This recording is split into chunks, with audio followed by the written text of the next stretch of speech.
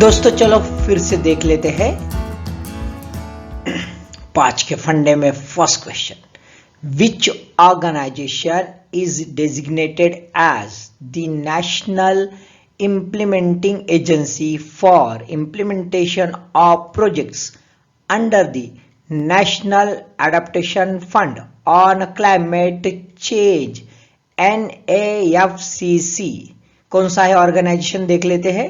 4 options दिया हमारे पास, नाबार्ड है, मिनिस्ट्री ऑफ एनवायरमेंट है, एनसीबीआई है और इक्रिसेट है। So answer is a, NABARD, National Bank for Agriculture and Rural Development is a national implementing agency or also called as a national implementing entity as it designated in the Kyoto Protocol। Kyoto Protocol जो है ना, Kyoto Protocol के तहत नाबार्ड ये declare कर दिया गया है ये प्रोजेक्ट्स रन करने के लिए। न्यूज में क्या है, despite climate push how grants to key fund have been falling over 5 years। So it's a very serious issue. देखो NAFCC को ग्रांट जो है वो कम होते जा रही है।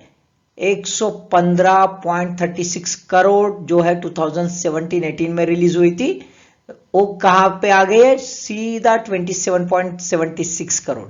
सिंस मतलब 2015-16 से ये शुरू हो गया है ना। एक्चुअली ये प्रोजेक्ट देखो, ये प्रोजेक्ट का टोटल 30 प्रोजेक्ट्स इसमें है और टोटल एलोकेशन 847.5 करोड़ है, लेकिन एक्चुअल इसका एलोकेशन अभी कम होते जा रहा है। So it's a very paradoxy. लेकिन फाइनेंशियल ईयर 2023 के बजट में Government emphasized on the sovereign green bonds and thematic funds for blended finance in the areas including climate action। और ये सब फंड जो है बहुत सारे ऐसे इंस्टीट्यूशन है इंक्लूडिंग नाबार्ड, उनके तहत ये सब काम किया जाएगा ऐसा कहना है। लेकिन it's also very serious issue कि फंडिंग कम हो रहा है। सेकंड क्वेश्चन, प्रधानमंत्री मातृ वंदन योजना 1. A cash incentive of ₹5,000 is provided directly to the bank or post office account of pregnant women and lactating mothers for a first living child. 2. Implemented using the platform of Anganwadi Services Scheme of Umbrella ICDS। So answer is C. Both of these statements are correct। यानी 5,000 का जो ये है direct doles दिए जाते हैं किसको, pregnant woman and lactating mothers, और इसका जो ये है प्लेटफॉर्म कौन सा है, आंगनवाड़ी के थ्रू ये दिया जाता है। न्यूज में क्या है दोस्तों, न्यूज में इसलिए है मोर वुमन गॉट मैटरनिटी बेनिफिट। ये बहुत ही बड़ा अचीवमेंट है गवर्नमेंट के लिए। ये गवर्नमेंट की एक फ्लैगशिप स्कीम है, प्रधानमंत्री मातृ वंदन योजना। मातृशक्ति राष्ट्र शक्ति कहते हैं, है ना। और इसका टारगेट जो है देखो एक्सीड हो गया है। Now it is more than 51 lakh per year, है ना, इसको क्रॉस किया है। It was actually announced on the 31st December 2016 and what was the aim, actually ये मॉनिटरी बेनिफिट, मॉनिटरी एक सपोर्ट करना चाहते हैं, just some sort of the partial compensation. किसके लिए, जो मदर्स जो है वो वर्क करती है और वर्क करने की वजह से जो है ना रोजंदारी का काम करती है, और ऐसे वक्त में उनके वेजेस का लॉस ना हो, क्योंकि यदि सपोज टू बी वो बच्चे को नहीं संभाल सकती क्योंकि काम पर जाना है तो काम पर नहीं जाना चाहिए और ताकि अपने बच्चे का देखभाल करना चाहिए। इसलिए ये एक थोड़ा सा पार्शियल कंपेंसेशन है during a pregnancy and during the lactating period. Third question, Quadrilateral Security Dialogue or Quad Group 1 initiated in 2007, 2 not a military partnership, 3 focus on maritime security in the Indo-Pacific region। Answer is D, all 3 are correct। It was initiated in 2009। Exactly, it is not actually military partnership or some sort of the called as a military security team, ऐसा कुछ ये नहीं है, joint venture नहीं है, बशर्ते Indo Pacific region में जो मैरीटाइम इश्यूज है उसके सेफ्टी के लिए बनाया गया है। न्यूज में क्या है देख लें दोस्तों। Quad is not a security alliance says Blinken. US secretary of state Antony Blinken ने कहा है it's just bolstering the maritime security and pushing back against coercion in the region. Actually आप देख सकते हो ये मैप में दिस क्वाड है ना, जिसको ये देखिए एक ये जो है हमें यूएसए दिखता है, जापान दिखता है, इंडिया दिखता है और ऑस्ट्रेलिया। अभी एक खास बात है, देखो कैसे स्ट्रैटेजिकली ये तैयार हो गया, क्वाड तैयार हो गया है ना। ये जो एरिया है ये एरिया को कवर करना चाहते, इस एरिया को कवर करना चाहते है ना। ये जो एरिया है it's this the very important area, Indo Pacific area है, ये एरिया इंडो पैसिफिक एरिया है, ये एरियाज को कवर करना चाहते। ये एरियाज यदि कवर होता है तो ऑब्वियसली चाइना जो अपना डोमिनेशन बनाना चाहता है साउथ चाइना सी से लेके पूरा पैसिफिक, इस पर अभी भी उनका जो मैरीटाइम बाउंड्रीज के कॉन्टेक्स्ट में नेबर कंट्रीज के साथ टसल है, उसके लिए क्वाड ग्रुप जबरदस्त इंपॉर्टेंट रोल निभाता है। फोकल एरियाज लेकिन क्या है, वैक्सीनेशन अभी पैंडेमिक में हो गया है, they are working together on emerging technologies which have a positive uses, maritime security के लिए फोकस किया है।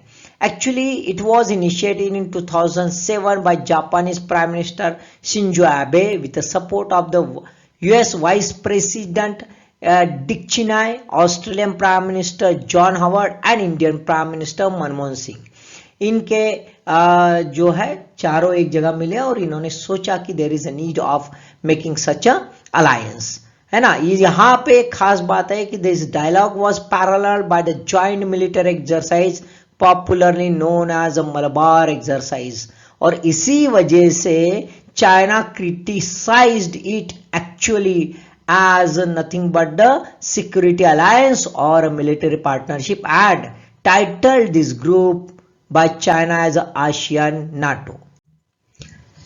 Fourth question, which of the following is not a founder nation of the Association of Southeast Asian Nation ASEAN?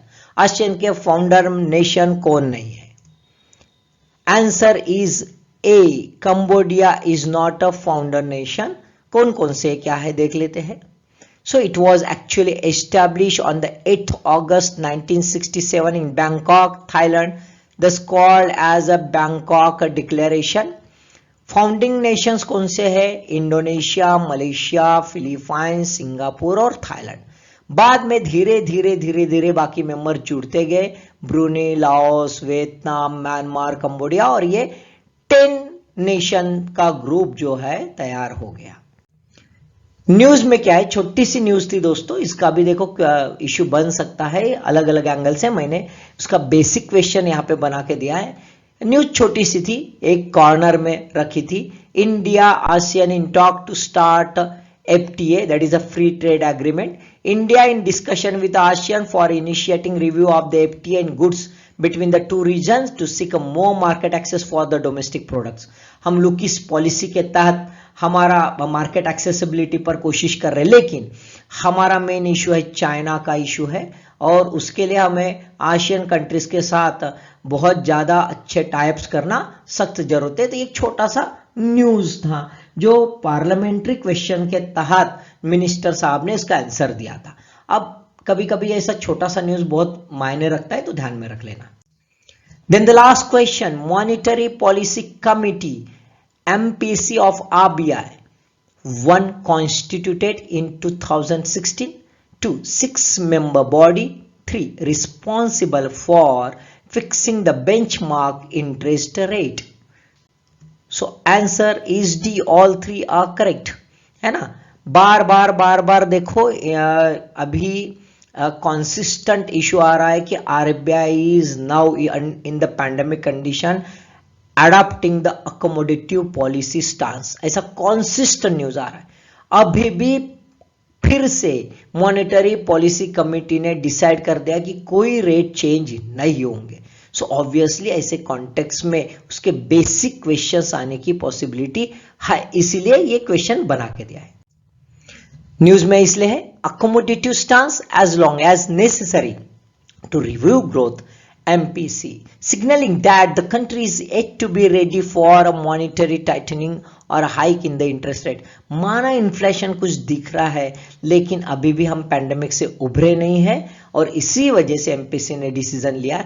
This the 10th time in a row where the policy rates unchanged and retained the accommodative policy stance। तो देखो repo rate क्या है, repo rate अभी 4% पर है, reverse repo rate 3.35% and bank rate 4.25%।